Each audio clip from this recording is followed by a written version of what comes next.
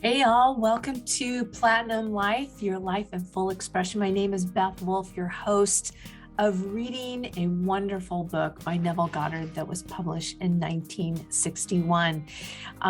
You can refer to my first episode of reading the first chapter, and I did a PowerPoint slide with that, and I'd like to do this one just a little differently and read it rather than having PowerPoint slides. And as you can see, some wonderful video to listen to. And there's a lot of people out there reading Neville Goddard on YouTube. And I was first introduced to his book, Feeling is the Secret, that was published in 1944. And it's just been a wonderful experience of an awakening for myself as I was brought up in Christianity and being told pretty much the beliefs from the basic Protestant Bible. And I know the Bible had magnificence in it. I studied it for 20 plus years, which is really kind of a short amount of time. And when I was introduced to Neville, a lot of my questions began to be answered, just a greater awakening. And one of the greatest things that I have received so far from reading Neville Goddard is an incredible openness to all the religions of the world and all the paths that we can take and be on this beautiful planet. And it opened me a lot up to love. So join me in the second chapter of The Law and the Promise, and it's called Dwell Therein. We're going to start with a quote by George Herbert. This is how Neville starts the chapter. My God, I heard this day that none doth build a stately habitation, but he that means to dwell therein. What house more stately hath there been, or can be, than is man? To those creation all things are in decay. I wish it were true of man's noble dreams, but unfortunately, perpetual construction, deferred occupancy is the common fault of man. Why build a stately habitation unless you intend to dwell therein? Why build a dream house and not dwell therein? There is a secret of those who lie in bed awake while they dream things true. They know how to live in their dream until, in fact, they do just that. Man, through the medium of a controlled waking dream, can predetermine his future. That imaginal activity, or living in the feeling of the wish fulfilled, leads man across a bridge of incident to the fulfillment of the dream. If we live in the dream, thinking from it and not of it, then the creative power of imagining will answer our adventurous fancy, and the wish fulfilled will break in upon us and take us unawares. Now, if you're familiar with Neville and the feeling of the secret and feeling the wish fulfilled, it's common to you and knowledge to you that there is a difference between thinking from a dream and living in the dream versus thinking of it. And it's like looking, for example, at a garment that's hanging on the shelf or on the hanger. There's a difference between looking at it and then actually putting the garment on. So that's just a real simplistic understanding that I have of it so far. And, putting ourselves, one of the scriptures in the Bible is put off the old and put on the new. And I think this is one of the things that Neville, for me, is talking about here, is thinking from the wish fulfilled, feeling from the wish fulfilled, versus the kind of religion that I grew up in with Christianity, that it was so much about being outside of myself, and I felt so powerless. And this was some of the awakening that I've been receiving from reading Neville the last 6 years. It goes on to say that man is all imagination. Therefore, man must be where he is in imagination. For his imagination is himself. To realize that imagination is not something tied to the senses or enclosed within the spatial boundary of the body is most important. Although man moves about in space by movement of his physical body, he need not be so restricted. He can move by a change in what he is aware of. However real the scene on which sight rests, man can gaze on one never before witnessed. He can always remove the mountain if it upsets his concept of what life ought to be. This ability to mentally move from things as they are to things as they ought to be is one of the most important discoveries that man can make. It reveals man as a center of imaging with powers of intervention which enable him to alter the course of observed events, moving from one success through a series of mental transformations of nature, of others, and himself. For many years, a doctor and his wife dreamed about their stately habitation, but not until they imaginatively lived in it did they manifest it. Here is their story. Some 15 years ago, Mrs. M and I purchased a lot on which we built a 2-story building housing our office and living area. We left ample space on the lot for an apartment building if and when our finances would permit. All those years, we were busy paying off our mortgage, and at the end of that time had no money for the additional building we still desired so much. It was true that we had an ample savings account, which meant security for our business. But to use any part of it for a new building would be to jeopardize that security.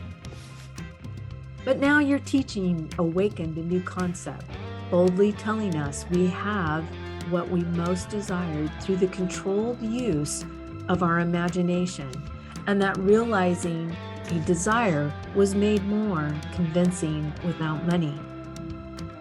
We decided to put it to a test, to forget about money and concentrate our attention on the thing we desired most in this world, the new apartment building. With this principle in mind, we mentally constructed the new building as we wanted it, actually drawing physical plans so we could better formulate our mental picture of the completed structure. Never forgetting to think from the end, in our case, the completed, occupied building. We took many imaginative trips through our apartment house, renting the units to imaginary tenants, examining in detail every room, and enjoying the feeling of pride as friends offered congratulations on the unique planning.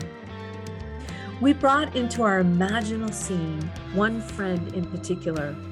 I shall call her Mrs. X, a lady we had not seen for some time, as she had given us up socially, believing us a bit peculiar in our new way of thinking. In our imaginal scene, we took her through the building and asked how she liked it. Hearing her voice distinctly, we had her reply, "Doctor, I think it's beautiful." One day, while talking together of our building, my wife mentioned a contractor who had constructed several apartment houses in our neighborhood. We knew of him only by the name that appeared on signs adjacent to the buildings under construction.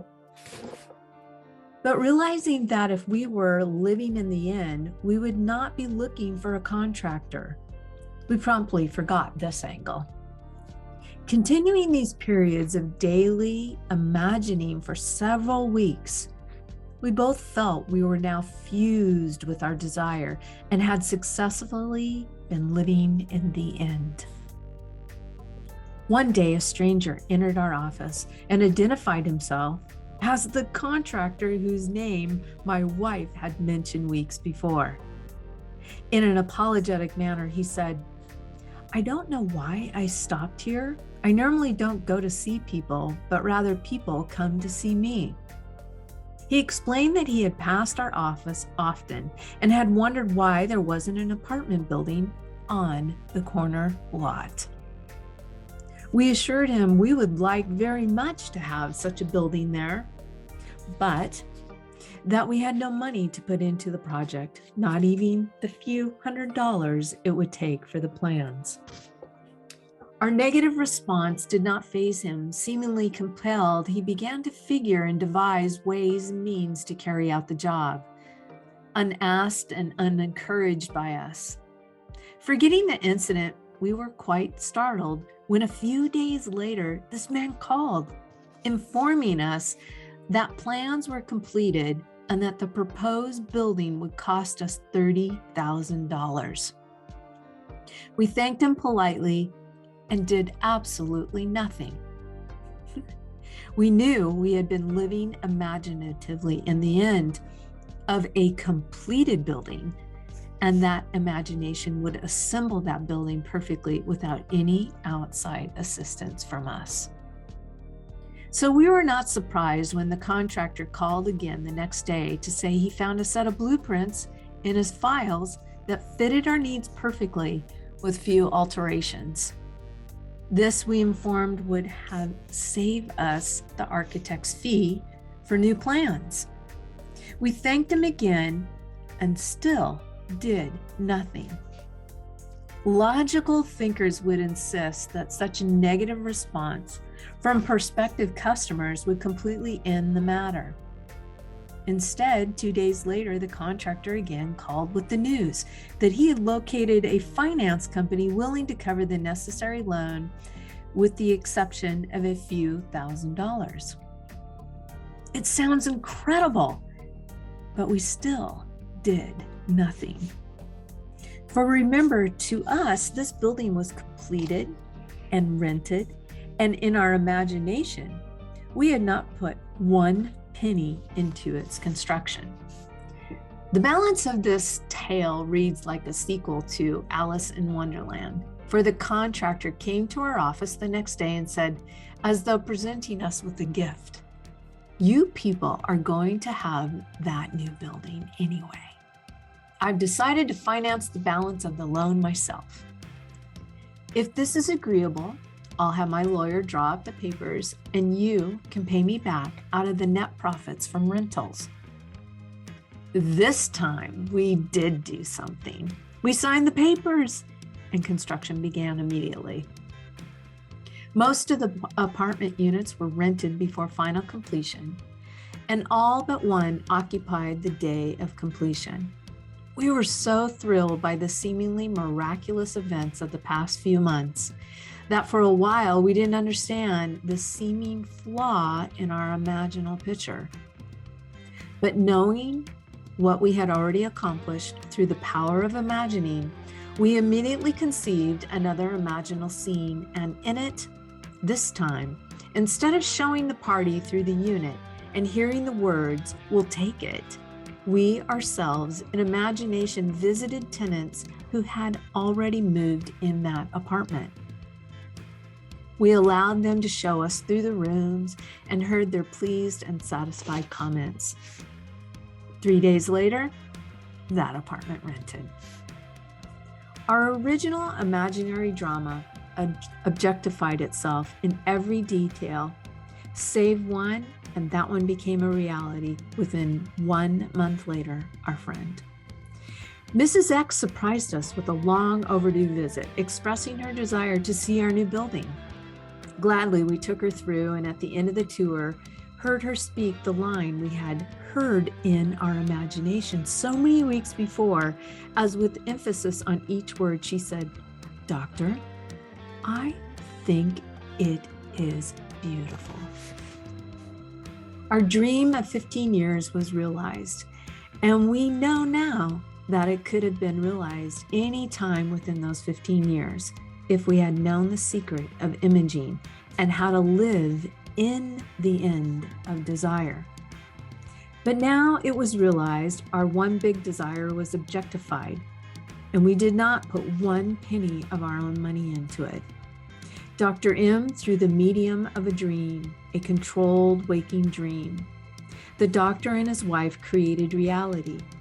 They learned how to live in their dream house, as in fact, now they do. Although help seemingly came from without, the course of events was ultimately determined by the imaginal activity of the doctor and his wife. The participants were drawn into their imaginal drama because it was dramatically necessary that they should be. Their imaginal structure demanded it. All things by a law divine in one another's being mingle. The following story illustrates the way in which a lady prepared her stately habitation by imaginatively sleeping in it or dwelling therein. Now, I'd like to share just a little bit of my own story that even before I was aware of Neville Goddard, back in the early, really the late 1990s, when I was married, we had a dream of a dream home, and that it would sit on a piece of property and have a mountain view. And we found this piece of property and we bought the property. And within a couple years, I began to see if it was possible for us to build it. But I want to back up a little bit in the story. Before we even bought the land, I had been looking at architectural magazines for years, looking at all different kinds of house plans, and I found one that my husband and I just loved, and I put it up on a bulletin board where I could see it every single day. And I said to myself, I am building that house. And I unknowingly was imagining myself sitting on the front porch of this house, being inside of the house. I would walk through the floor plans. I would customize them. And I dwelled in that house for 7 years. So from 7 years of actually putting the picture of that plan up on a bulletin board and imagining myself in it, not only did we build that house, but I have a similar story, because at first we looked at our own finances as to whether we could build the house, and it just wasn't possible with what we had available. And I even remember going to Home Depot and buying flooring on sale and taking it to my grandmother's house and storing it there. And as I just began to add up, all the different components of the home, in our current bank account, there wasn't enough money to do it. So I actually took the flooring back. And I just said, okay, I know this house is going to be built, maybe just not yet, not now. And within a couple of years of us purchasing the land, both my husband and I inherited more than enough money to build the house totally debt-free. And just a beautiful, if you can just imagine our arts and crafts bungalow home, it looked like it came out of a Pottery Barn magazine, and just absolutely beautiful. But even then, I didn't really know I was using this imaginal superpower of faculty, and that we would build that house debt-free. So that's just a little bit of my own story. And built that house, and we moved in 2003, and it's just a beautiful place. Since then, I've moved on, but let's continue on with Neville. So I just invite you, there are probably places in your life where you've already used this mental faculty of imagination, your superpower, and feeling your wish fulfilled, and it's already happened. So let's keep going about this next story about a lady preparing her stately habitation. A few months ago, my husband decided to place our home on the market. The main object for the move, which we had discussed many times, was to find a home larger enough for 2 of us, my mother and my aunt, in addition to 10 cats, 3 dogs, and 1 parakeet. Believe it or not, the contemplated move was my husband's idea, as he loved my mother and aunt and said I was at their house most of the time anyway, so why not live together and pay 1 tax bill? I liked the idea tremendously, but I knew that this new home would have to be something very special in size, location, and arrangement, as I insisted on privacy for all concerned. So at that moment, I was undecided whether to sell our present home or not. But I didn't argue, as I knew quite well from the past experience with imagining that our house would never sell until I stopped sleeping in it, quote unquote. 2 months and 4 or 5 real estate brokers later, my husband and I had given up on the sale of our house, and so had the brokers. At this point, I had convinced myself I now wanted the change. So for 4 nights in imagination, I went into sleep in the kind of home I would like to own. On the 5th day, my husband had an appointment at a friend's home, and while there, met a stranger who just happened to be looking for a house in the hills. He was, of course, brought swiftly back to see our house, which he walked through once and said, "I'll buy it." This didn't make us very popular with the brokers, but that was all right with me, as I was happy to keep the broker's commission in the family. We moved within 10 days and stayed with my mother while looking for our new home. We listed our requirements with every agent on the Sunset Strip, only because I wouldn't move out of the area. And each one of them, without exception, informed us we were both mad.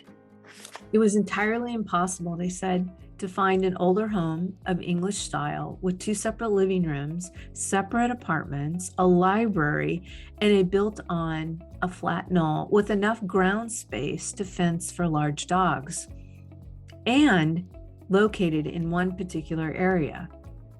When we told them the price we would pay for this house, they just looked sad. I said that wasn't all we wanted. We wanted wood paneling all through the house, a huge fireplace, a magnificent view and seclusion. No close neighbors, please. At this point, the lady agent would giggle and remind me that there was no such house. But if there were, they would realize 5 times what we were willing to pay. But I knew there was such a house because my imagination had been sleeping in it.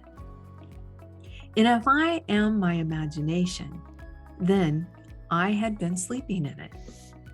By the 2nd week, we had exhausted 5 real estate offices, and the gentleman in the 6th office was looking a little wild when one of his partners, who had not spoken until then, said, "Hey, why don't you show them the place up King's Road?" A 3rd partner in the office laughed sourly and said, "That property isn't even listed. And besides, the old lady would throw you off the property. She's got 2 acres up there, you know, she wouldn't split." Well, I didn't know what she wouldn't split, but my interest had been aroused by the street name, for I liked that particular area best of all. So I asked, why not just take a look anyway for laughs? As we drove up the street and turned off onto a private road, we approached a large 2-story house built of redwood and brick, English in appearance, surrounded by tall trees, and sitting alone and aloof on its own knoll, viewing the city below from all of its many windows. I felt a peculiar excitement as we walked to the front door and were greeted by a lovely woman who graciously asked us in.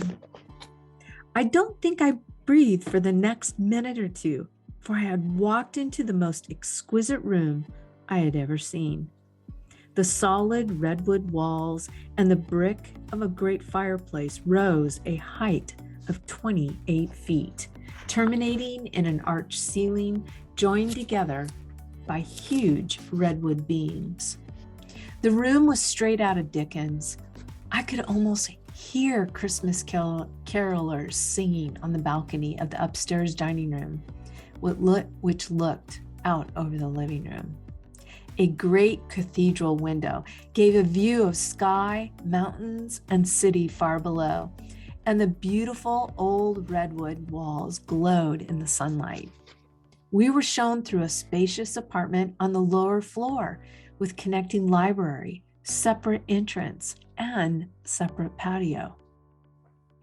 Two staircases led upward to a long hall, opening into separate bedrooms and baths. And at the end of the hall was, yes, a second living room, opening out into a second patio, screened by trees and redwood fencing.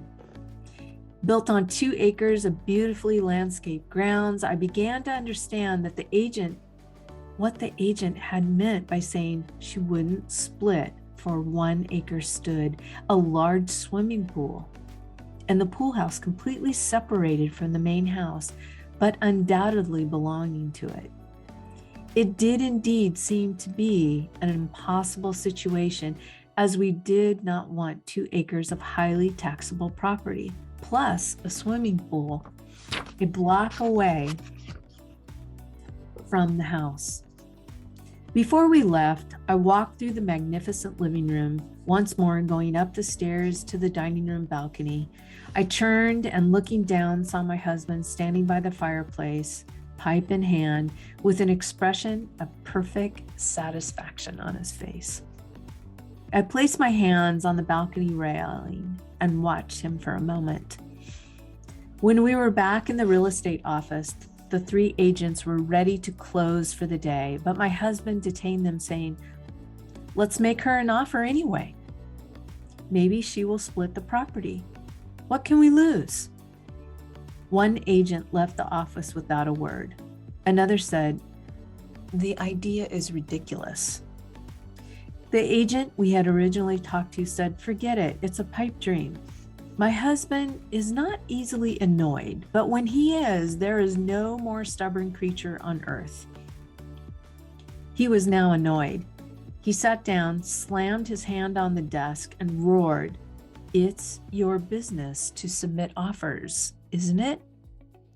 They agreed that this was so, and finally promised to submit our offer on the property. We left that night. In my imagination, I stood at the dining room balcony and looked down at my husband standing by the fireplace. He looked up at me and said, "Well, honey, how do you like our new home?" I said, "I love it."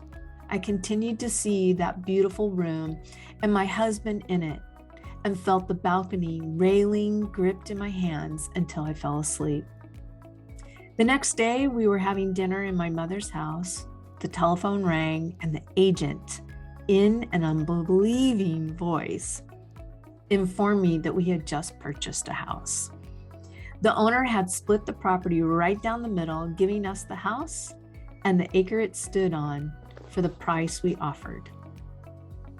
Here's a quote: "Dreamers often lie in bed awake while they do dream things true." End of quote. One must adopt either the way of imagination or the way of sense. No compromise or neutrality is possible. He who is not for me is against me. When man finally identifies himself with his imagination rather than his senses, he has at long last discovered the core of reality. And so often, just pausing here, that again, if you're familiar with Neville, he talks about going into the silence. And when we go into the silence, it's all about shutting out the current circumstances, conditions, and situations that are coming in and through our senses. He goes on to say that I have often warned by self-styled realists that man will never realize his dream by simply imagining that it is already here. Yet, man can realize his dream by simply imagining that it is already here. That is exactly what this collection of stories proves. If only men were prepared to live imaginatively in the feeling of the wish fulfilled, advancing confidently in their controlled waking dream, then in the power of imagining would answer their adventurous fancy, and the wish fulfilled would break in upon them and take them unawares. Nothing is more continuously wonderful than the things that happen every day to the man with imagination sufficiently awake to realize their wonder. Observe your imaginal activities. Imagine better than the best you know and create a better world for yourself and others. Live as though the wish had come, even though it has yet to come, and you will shorten the period of waiting. The world is imaginal, not mechanistic. Imaginal acts, not blind fate, determine the course of history. And that brings us to the end of chapter 2 of The Law and the Promise by Neville Goddard, and some two just great stories of how people imagine from the feeling of the wish fulfilled. And they did take action from that inspired imaginal feeling. So in the comments, what if you could imagine anything, the wish fulfilled, to come from the end? Go ahead and put in the comments, what would be some of the things that you would be, laying awake in your dreams, feeling the wish fulfilled? Is it a house? Is it great health? Is it a career that you just love? Is it connections with friends and family? What is that imagination? Tap into that superpower that is in each and every one of us. All right, well, thanks for tuning in. This is Beth Wolf, your host with Platinum Life, and here's to all of us living our lives in full expression.